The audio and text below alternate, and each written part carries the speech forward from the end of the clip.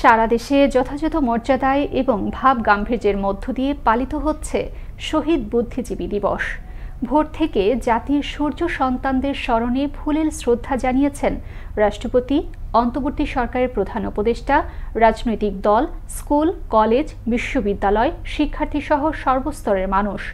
মুক্তিযুদ্ধের পাশাপাশি বুদ্ধিজীবীদের আত্মত্যাগের ইতিহাস নতুন প্রজন্মের কাছে পৌঁছে দেওয়ার দাবি সকলের।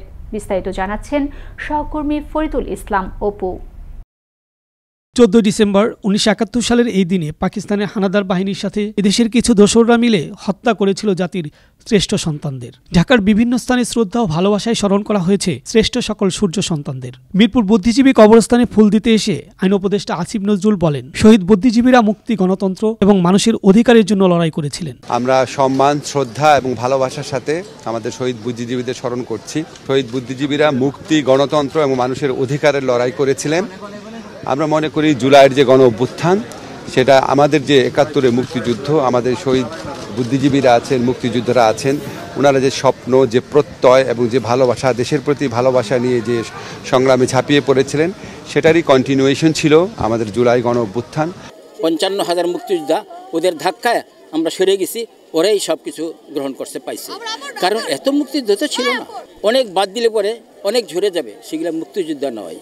ভোরের আলো ফুটতেই ঢাকার মিরপুর বুদ্ধিজীবী কবরস্থানে ঢল নামে সর্বস্তরের মানুষের। শহীদ বুদ্ধিজীবীদের স্মরণে নীরবতা পালন এবং ফুল দিয়ে শ্রদ্ধা নিবেদন করেন রাষ্ট্রপতি, অন্তর্বর্তী সরকারের প্রধান উপদেষ্টা, বিভিন্ন রাজনৈতিক, সামাজিক, সাংস্কৃতিক, পেশাজীবী সংগঠনের নেতাকর্মী ও সাধারণ মানুষ।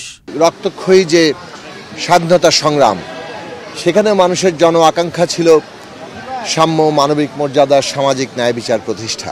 আমরা পুরো শহীদ বুদ্ধিজীবীদের যে আইডিয়ালস, তাদের যে লড়াই, সেটাকে আমরা ধারণ করি। 71-এ তাদের স্বপ্ন, গণতন্ত্র, মানুষ শাসন, মানবাধিকার, সম্পদের সুষম বন্টন নিশ্চিত করা জাতীয় দাবি।